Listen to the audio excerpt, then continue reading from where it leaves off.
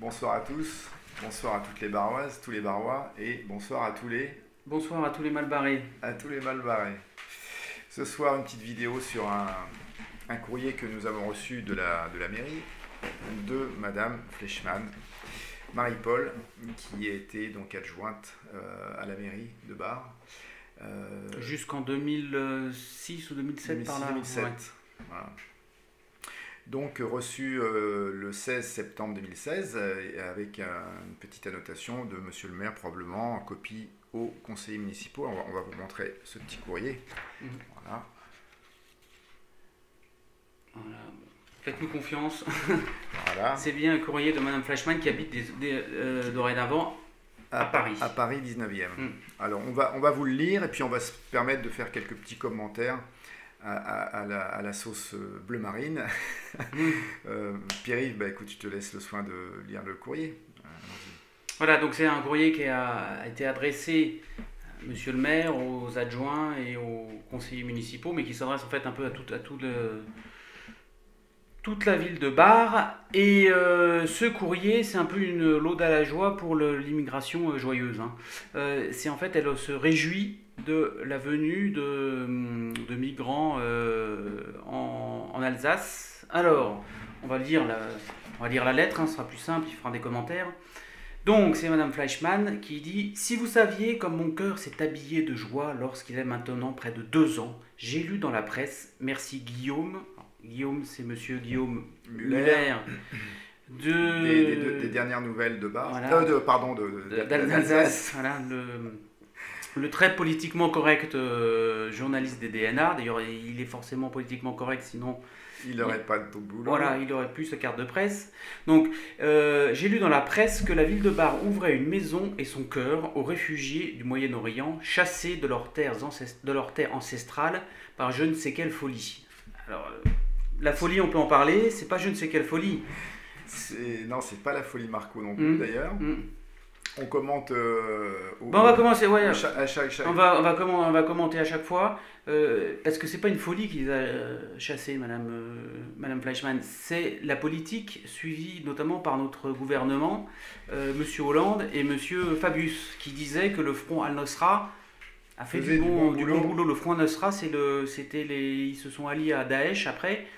Et c'est eux qui avaient vu. Alors on l'a pas trop montré contrairement à d'autres photos, on l'a pas trop montré dans les médias, mais c'est eux qui ont égorgé un petit garçon de 12 ans parce que son père allait rien d'un camion. Je ne sais pas si vous l'avez vu, qu'ils avaient capturé parce qu'ils pensaient que leur père, ils soupçonnaient leur père d'être un espion. Voilà. Donc c'est le genre de personnes qu'on a soutenues, on leur a donné des armes. Monsieur Fabius a dit qu'ils faisaient officiellement dans une... vous pouvez retrouver ça facilement sur Internet. Qui faisait du bon boulot. Et donc évidemment, quand on soutient des fous furieux, on arrive qui sème le vent récolte la tempête. Voilà, donc si on soutient des fous furieux, des extrémistes, après effectivement il y a une folie qui s'empare. Mais la folie, elle vient d'où? Elle vient notamment de la France, mais pas que la France, les États-Unis, l'Angleterre, tous les pays occidentaux qui ont voulu mettre à bas Bachar el-Assad, et on voit le résultat maintenant. Le résultat, c'est que déjà il est toujours en poste. Et il reprend la main. Alors, je vais continuer la lecture de la lettre de Mme Fleischmann. Alors, immédiatement, j'ai fait part à Monsieur le maire Choly combien j'étais fier de cette décision, car je n'ai pas vu beaucoup de communes d'Alsace avoir cet élan de générosité. Tu m'étonnes, les autres communes, elles sont peut-être un peu moins bêtes que nous, quoi. Mais comme nous n'avons que des pages locales à Bar, Obernai, Molsheim, comment savoir pour les autres communes? Non mais je vous rassure, les autres communes, elles ne veulent pas de migrants. Si vous aviez un doute, Mme Fleischmann, je vous rassure. J'avais espéré que les villages du bord du Rhin, dont la population avait été évacuée le 2 septembre 1939 pour aller vers l'inconnu, pourtant organisé, n'aient senti cet appel de l'histoire pour accueillir à leur tour.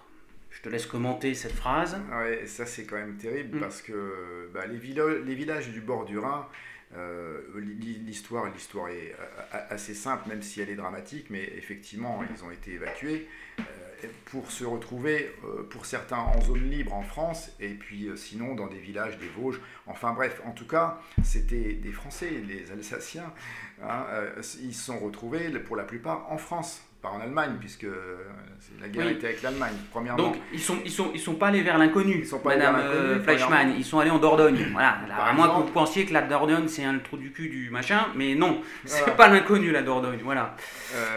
Et non seulement ça, mais pour la plupart, ils sont rentrés le plus vite possible chez eux dès que ça a été possible.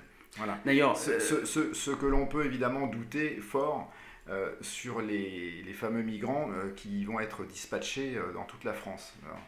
D'ailleurs, effectivement, je voulais rebondir là-dessus, c'est la plupart des Arabes syriens, pays que je connais bien puisque j'étais souvent, quand il y a eu la guerre, ils sont fait pareil que les Français, c'est-à-dire qu'ils sont allés voir leur famille dans les zones qui n'étaient pas en guerre, et puis maintenant que ça se libère, ils y retournent, quoi. Donc ça veut dire que les gens qui vraiment qui sont là, en fait, c'est qu'ils veulent, ils ont voulu faire profiter d'aubaine, en fait, pour venir profiter du système de la Sécu et puis de la CAF et du RSA, quoi. En fait, c'est ça, hein. Faut pas chercher plus loin, parce que si vraiment ils voulaient rester dans leur pays, soit ils allaient voir ailleurs en Syrie, soit il y a des camps qui ont été organisés en Turquie, en Jordanie, et où là ils sont accueillis et ils peuvent ensuite, une fois que les territoires sont libérés des amis de monsieur Hollande et Valls, et ben ils peuvent retourner dans leur maison. Ouais, voilà. Encore une fois, on utilise ce fameux mot migrant à toutes les sauces, c'est un abus de langage parce qu'on sait très bien qu'aujourd'hui dans la jungle de Calais, sur les 10, 12 000, je ne sais pas exactement combien il y en a, il n'y a pas 10 000 demandeurs d'asile. Certainement pas. Donc ce ne sont pas des migrants. Pour la très grande majorité, ce sont des immigrants économiques qui viennent pour trouver les grands avantages que l'on peut trouver en France. Et c'est essentiellement ça. Et ils deviennent, en rentrant en France de façon illégale, on entend un monsieur Cazeneuve qui dit qu'ils ont été reconduits à la frontière puisqu'ils sont en situation illégale. Moi, je demande à monsieur Cazeneuve d'abord, quelle frontière?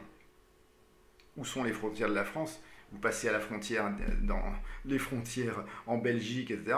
Mais c'est pas compliqué, les bureaux sont poussiéreux. Vous passez sans vous arrêter. Donc il y a zéro contrôle aux frontières. Hein, donc, genre, je continue. Mais tout dépend des dispositions personnelles de chacun et de leur cœur, comme l'a dit Claire. Claire, c'est Madame Heitz, l'adjointe. Donc effectivement, elle a raison, tout dépend de leur cœur. Mais quand on fait de la politique avec la raison, pas avec son cœur, parce que sinon, ça tourne rapidement au vinaigre. Après, vous écrivez, Mme Fleischmann, les actes sont plus importants que les discours. Alors là, pour une fois, je suis d'accord avec vous. Ah oui, là oui. Là, je suis d'accord avec vous, parce qu'effectivement, les actes, ça compte. Alors moi, je voudrais demander, qu'est-ce que vous avez fait, vous? Parce que vous habitez dans le 19e, et dans le 19e, il y a des migrants qui sont installés place Stalingrad, qui ont été virés manu militari un matin, ils ont tous été raflés, et là, je ne sais pas ce que vous avez fait, mais est-ce que vous en avez accueilli chez vous des migrants, hein? Est-ce que ceux qui payent la maison, ceux qui vont payer la nourriture, etc., ça c'est les Barrois, c'est pas vous, Madame Fleischmann. Alors c'est toujours très simple d'être généreux avec l'argent des autres, hein. Vous pouvez être généreuse avec l'argent des Barrois. Ah, ça vous pouvez en faire des discours et écrire des belles lettres et vous sentir très très généreuse, hein, grâce à l'argent que nous on paye. Mais vos actes à vous, on les attend. C'est toujours facile de se donner bonne conscience, surtout avec l'argent public. Aujourd'hui, on voit ça partout. Voilà, il y a cette espèce de propagande. Moi, je considère ce courrier, bon, monsieur le maire fait son travail, hein, il nous le transmet, bon voilà, nous on le commente, hein, mais c'est une forme de propagande. Aujourd'hui, il y a une propagande qui est sur tous les médias, mais demandez à vos voisins, discutez, mais qui est pour envahir la France, c'est-à-dire faire des petites jungles de Calais dans toutes les grandes villes de France. Je peux te répondre très simplement. Les gens sont contre. Il y a un sondage qui a été fait et 57% des Français sont contre. C'était la semaine dernière, il a été fait. À mon avis, enfin c'est même sûr, que la réalité c'est beaucoup plus, parce que quand on pose une question, les gens parfois ont souvent tendance à répondre ce qu'on veut entendre d'eux. C'est-à-dire que est-ce que vous êtes pour accueillir des migrants? Ils n'osent pas dire non, d'eux-mêmes ils prosent non. Donc en fait, parce qu'ils ont peur de la pression sociale, des médias, etc. Donc en fait, c'est beaucoup plus que 57% des gens qui sont contre. Voilà. Très certainement. Et ce qu'on aurait pu faire, d'ailleurs on le réclame encore, on aurait dû faire un référendum local, un référendum municipal en disant est-ce que vous êtes pour accueillir des familles de Syriens, oui ou non.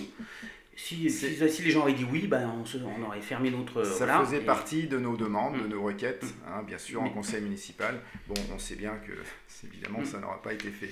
Et je tiens à dire, Madame Fleischmann, mais bon, elle n'est pas la seule, hein, j'en fais pas une affaire personnelle, bien entendu, je ne vous connais pas, mais vous parlez de cœur, toucher le cœur des gens, utiliser l'émotionnel des gens pour obtenir des orientations politiques, ça c'est connu, madame. Mais on l'a déjà vu à une époque, Monsieur Mitterrand s'en était servi. Et avant à d'autres époques. Et Monsieur Giscard d'Estaing lui avait fait cette belle réplique que je vous fais à nouveau. Vous n'avez pas le monopole du cœur, madame. Voilà. Et tous ceux qui utilisent l'émotionnel pour tenter d'orienter les débats politiques et les orientations politiques se comportent de façon illégitime à mon sens, puisqu'ils jouent sur l'émotionnel des gens. Voilà. Donc le cœur, laissez les gens avec leur cœur, d'accord? C'est une affaire très personnelle et certainement pas publique. Voilà. Et effectivement, Madame Fleischmann, avec tout le respect qu'on doit dû à votre âge et dû à l'engagement que vous avez eu en tant que conseillère municipale à Bar, il n'en demeure pas moins que ce genre de courrier, c'est pas acceptable. C'est à nous de décider si on veut.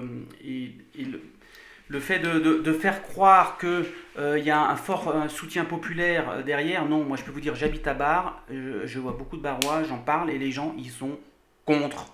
D'ailleurs, si vous avez peut-être des enfants, surtout des petits-enfants, demandez-leur, les jeunes, votent.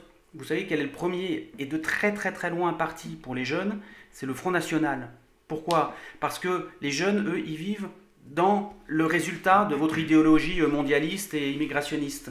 C'est eux qui vivent, qui n'ont pas de chômage, qui n'ont pas de travail, qui se font, qui pour un mauvais regard se font taper dessus, qui sont obligés de gérer des situations que vous n'avez pas connues, puisque à l'époque c'était pas le cas, il n'y avait pas de tension communautaire, de tension religieuse, tout ça, vous ne connaissez pas.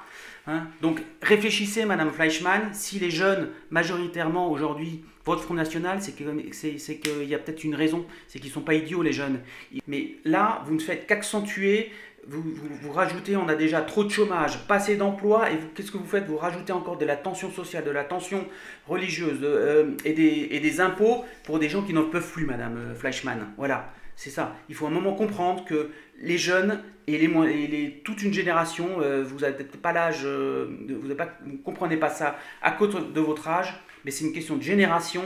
Les jeunes n'en peuvent plus du monde que vous leur avez laissé, Madame Fleischmann. Et quoi qu'il en soit, ils n'en peuvent plus et ils veulent autre chose, malgré la propagande dont ils sont victimes. Nous ici par courrier, et sinon il suffit d'ouvrir la télévision pour voir la propagande qui est... ou de lire des journaux régionaux. Voilà. Mais écoutez, merci. Voilà une petite vidéo un peu longue. Un peu longue, 16 minutes. Voilà, et donc on réitère notre respect dû à l'âge de madame et à ses fonctions, mais néanmoins notre ferme opposition à cette prise de position sur ce sujet-là. Voilà. Voilà. Ok, bah écoutez, bonne soirée à tout le monde, et puis à bientôt et bonne fête de vendange à tout le monde. Et à une prochaine vidéo.